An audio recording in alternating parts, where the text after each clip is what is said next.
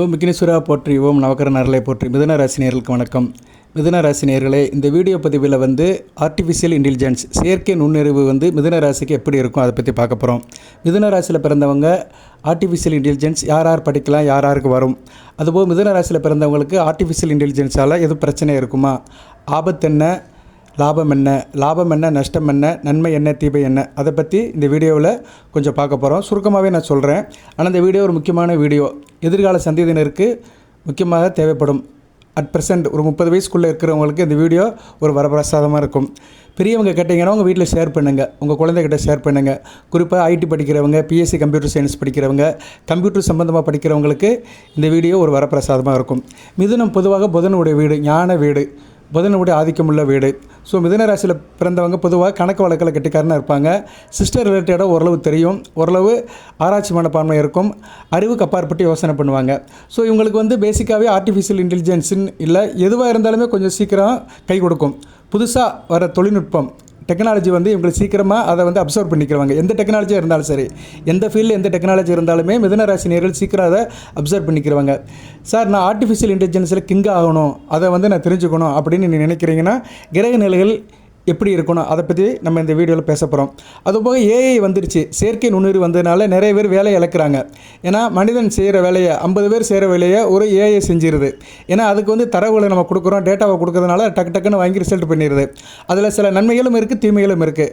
அது என்ன இருந்தாலுமே அது ஒரு ரோபோ தான், அது ஒரு மிஷின் தான், மனிதன் கிடையாது. அதுக்கு உணர்ச்சிகள் கிடையாது, பச்சாபிதங்கள் கிடையாது, ஒரு ஈவு இறக்கம், இந்த சென்சிட்டிவான மைண்ட் செட்டு கிடையாது. கொடுத்ததை கொடுக்கும். ஆனால் அதில் நிறைய நன்மைகளும் இருக்குது, தீமைகளும் இருக்குது. அதை பின்னாடி சொல்கிறேன்.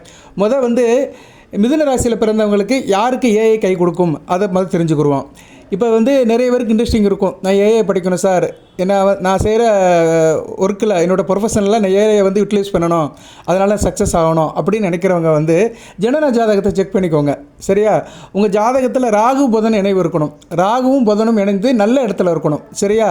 ராகு புதன் இணைவு மேசம், ரிஷபம், மிதுனம், கன்னி, தனுசு, மகரம், கும்பம் இந்த இடத்துல இருந்துச்சுன்னா கண்டிப்பாக உங்களுக்கு ஏஐ நல்லபடியாக வரும். அதுபோல் ராகு சுக்கிரன் இணைவும் இருக்கணும். ராகு சுக்கிரன் இணைவு மிதுனம், ரிஷபம், கன்னி, துலாம், தனுசு, மகர, கும்பம், மீனம் இந்த இடத்துல இருந்தாலும் ஆர்டிஃபிஷியல் இன்டெலிஜென்ஸ் நல்லபடியாக கை கொடுக்கும். சுருக்கமாக சொன்னோம்னா ராகு புதன், ராகு சுக்கிரன் இவங்க இணைவு இருக்கணும். இல்லைனா ராகுக்கு சுக்கிரன் கேந்திர கோணத்தில் இருக்கணும். இப்போ ராகு உங்கள் ராசியில் இருக்கிறாரு, சுக்கிரை 7ஆம் இடம் தனுசில் இருக்கிறாரு, இல்லை 10ஆம் இடம் மீனத்தில் உச்சமாக இருந்தாருன்னா அவங்களுக்கு கண்டிப்பாக அந்த ஏஐங்கிற அந்த செயற்கை நுண்ணறிவு வசப்படும். அவங்களுக்கு பிடிபடும். அதில் அவங்களுக்கு இன்ட்ரெஸ்ட் இருக்கும். சில பேருக்கு சில விஷயங்கள் பார்த்தோம்னா இன்ட்ரெஸ்ட் இருக்காது, அதை அப்படியே விட்டுட்டு போயிடுவாங்க, ஒதுக்கிட்டு போயிடுவாங்க. இன்னும் நிறைய பேர் டைப்ரைட்டிங் தெரியாமல் இருக்கிறாங்க. பழைய ஆளுகள் பாருங்கள், டைப்ரைட்டிங்கே தெரியாது. அந்த காலத்தில் டைப்ரைட்டிங் தெரிஞ்சுன்னா பெரிய விஷயம். படித்து முடிச்சோடனே எஸ்எஸ்எல்சி படித்து முடிச்சோடனே இந்த வெக்கேஷன் லெவலில் டைப்ரைட்டிங் தான் போவாங்க. இப்போ டைப்ரைட்டிங்லாம் போயிடுச்சு, சிஸ்டம் ஆகிப்போச்சு. ஸோ நம்ம நாகரிகம் வளர நாட்கள் ஆக ஜெனரேஷனை மாறிக்கிட்டே இருக்குது. சரியா? நம்ம காலத்துக்கு ஏற்ற மாதிரி கோலங்களும் மாறுது. டைப்ரைட்டிங் இருந்தது, அடுத்து கம்ப்யூட்டர் வந்தது, இப்போ ஏஐ வந்திருக்கு. ஸோ இந்த ஏஐ மிதுன ராசிக்கு யாருக்கு வரும் அப்படின்னோம்னா ராகு புதன் இணைவு, ராகு சுக்கிரன் இணைவு. ராகுக்கும் சுக்கிரனுக்கும் கேந்திர கோணத்தில் புதன் வரணும். சரியா? மேக்ஸிமம் புதனும் சுக்கிரனும் ஒட்டி தான் போவாங்க. வாட்டர் மேபி ராகு புதன், ராகு சுக்கிரன் கேந்திர கோணத்தில் இருக்கிறவங்களுக்கு நல்ல பலன்கள் இருக்கும். சரியா நேர்களே? அவங்களுக்கு ஏஐ வரும். இவங்களுக்கு என்னென்னா இந்த அமைப்பில் இருக்கிறவங்களுக்கு வேலையில் பிரச்சனை வராது. இவங்க ஒரு ஐடி கம்பெனியில் வேலை பார்க்குறான்னு வச்சுக்கோங்களேன், இவங்க ஒரு சாஃப்ட்வேர் கம்பெனியில் வேலை பார்க்குறாங்க. இப்போ ஏஐ வந்துருச்சு, நிறைய இடத்துல ஆள் குறைக்கிறாங்க. சரி, ஆளுகள்லாம் போங்கப்பா வீட்டுக்கு போங்க, உங்களுக்கு வயசு என்ன, 45 வயசு, 45 வயசுனா சரி வீட்டில் போய் நீங்கள் ரெஸ்ட் எடுங்க அப்படின்னு சொல்லிட்டு ஏதோ ஒரு காரணம் சொல்லி ஆளை கழிச்சு விட்ருவானுங்க. ஆனால் ஜனன ஜாதகத்தில் ராகு சுக்கிரன், ராகு புதன் தங்களுக்குள்ள கேந்திர கோணத்தில் இருக்கிறவங்க எப்படினாலும் மேனேஜ் பண்ணிடுவாங்க. அந்த வேலை பார்க்குற இடத்துலையே அந்த ஏஐ தெரிஞ்சுக்கிட்டு நல்லா பெர்ஃபார்ம் பண்ணிவிட்டு அந்த வேலையை ரிட்டைன் பண்ணிடுவாங்க. சரியா? அதனால் உங்கள் ஜனன ஜாதகத்தை செக் பண்ணிக்கோங்க. உங்களுக்கு இதில் எதுவும் சந்தேகம் இருந்துச்சுன்னா கமெண்ட் பாக்ஸில் கேளுங்க, நான் பதில் சொல்கிறேன்.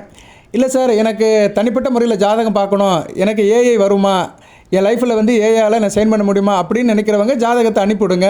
அதுக்கு என்ன டேர்ம்ஸ் அண்ட் கண்டிஷன் சொல்லி அதை நாங்கள் பார்த்து கொடுப்போம். வாட்ஸ்அப்பில் அனுப்பிவிடுங்க. சரியா?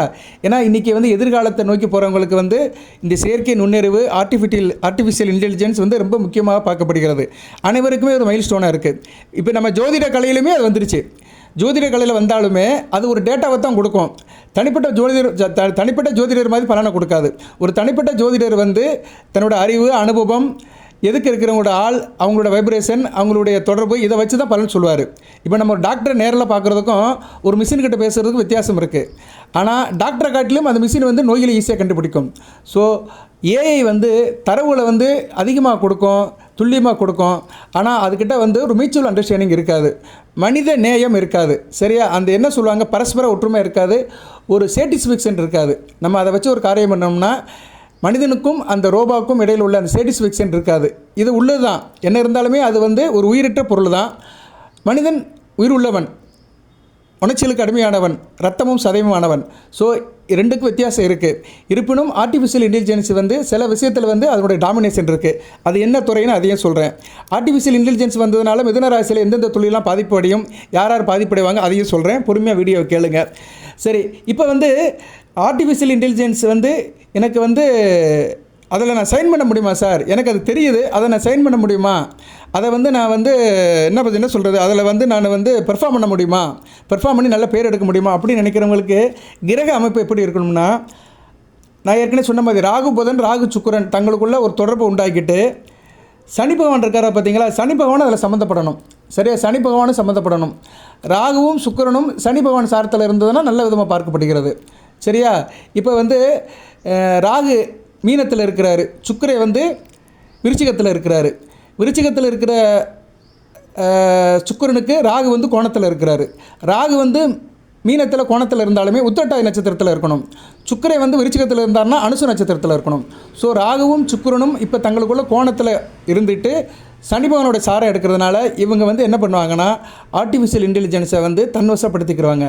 அவங்களுக்கு வந்து மெக்கானிக்கல் மைண்ட் இருக்கும், மெக்கானிக்கலாக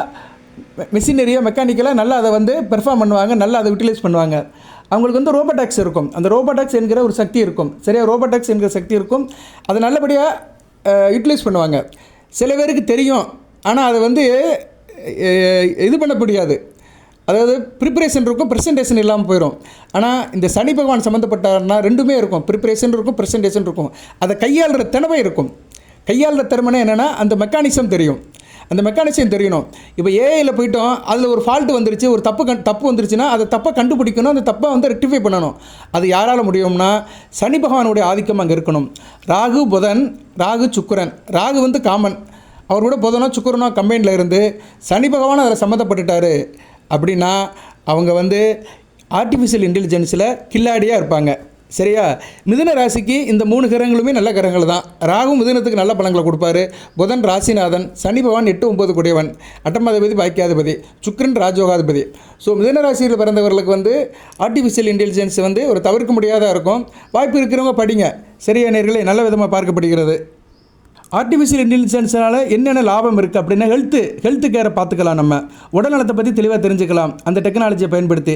அதுபோல் ஃபினான்சியல், போக்குவரத்து, டிரான்ஸ்போர்ட்டேஷன், இணைய பாதுகாப்பு, சைபர் செக்யூரிட்டி மற்றும் உற்பத்தி, மேனுஃபேக்சரிங், உலகத்தில் இது ரொம்ப சவாலாக இருக்குது. எல்லா துறையிலுமே இது சம்மந்தப்பட்ட பிரச்சனைகள் இருக்கிறவங்கள ஆர்டிஃபிஷியல் இன்டெலிஜென்ஸ் சாட்டிஸ்ஃபைஸ் பண்ணுறது, அது வந்து ஃபுல்ஃபில் பண்ணுது. ஸோ ஆர்டிஃபிஷியல் இன்டெலிஜென்ஸினால் health department, transporting department, cyber security, சரியா, ஃபினான்சியல் சம்மந்தப்பட்ட காரியங்கள்லாம் கரெக்டாக மேனேஜ்மெண்ட் பண்ணப்படுகிறது. அதுபோல் தனி ஒரு மனிதனுக்கு உடல்நல பிரச்சனைகள், சரியா, உடல்நல பராமரிப்பு, நோயில் கண்டறிகிறது, அதுபோக வந்து பர்சனலைஸ்டு ட்ரீட்மெண்ட் பிளான்ஸ், நோயாளுக்கு தரக்கூடிய டேட்டாஸ், இதெல்லாம் கண்டுபிடிக்கிறதுக்கு வந்து ஏஐ வந்து நல்லபடியாக பயன்படுத்தப்படுகிறது. ஒரு நோயை முன்கூட்டி அறிவதற்கும் இது பயன்படுத்தப்படுகிறது. அதாவது இதோடைய மெரிட்ஸு, இந்த ஃபீல்டில் இந்த விஷயத்தில் இதோடைய முக்கியத்துவம் அதிகமாக இருக்குது, இதோடைய கான்ட்ரிபியூஷன் வந்து அதிகமாக இருக்குது. அதுபோக ஏஐயால் வந்து நிதித்துறையில், ஃபினான்ஷியல் டிபார்ட்மெண்ட்டில் மோசடி, அதில் வந்து எதனாச்சும் சில இடர்பாடுகள், மோசடி, கரப்ஷன், இதெல்லாம் வந்து ஈஸியாக ரெக்டிஃபை பண்ணிடலாம். இடர் மேலாண்மை, ரிஸ்க் மேனேஜ்மெண்ட்டு, அதுபோக வந்து அல்காரிதம் வர்த்தகம், அல்காரிதம் ட்ரேடிங், அதை மேம்படுத்துறது, அதை இம்ப்ரூவ்மெண்ட் பண்ணுறது, இதிலெல்லாம் வந்து இந்த ஏஐ வந்து நல்லபடியாக பெர்ஃபார்ம் பண்ணுது. அதோடைய கான்ட்ரிபியூஷன் அதிகமாக இருக்குது. அதுபோக பரிவர்த்தனைகள், சரியா, பரிவர்த்தனை விஷயத்தில் நல்ல விதமாக பார்க்கப்படுகிறது. அதோடைய வேகமும் அதிகமாக இருக்குது. சரியா, மின்னல் வேகத்தில் அது வந்து சில காரியங்களை பண்ணுது. போக்குவரத்து துறையில் சில தானியாங்கி வாகனங்கள், ஆட்டோனமஸ் வெஹிக்கிள்ஸ் சொல்கிறோம் பார்த்தீங்களா, அதுக்கு உண்டான சில விஷயங்களில் வந்து அது நெரிசலை குறைக்கிறது, சாலை பாதுகாப்பை மேம்படுத்துது. இதெல்லாம் நிறைய செய்கிறது. சரியா?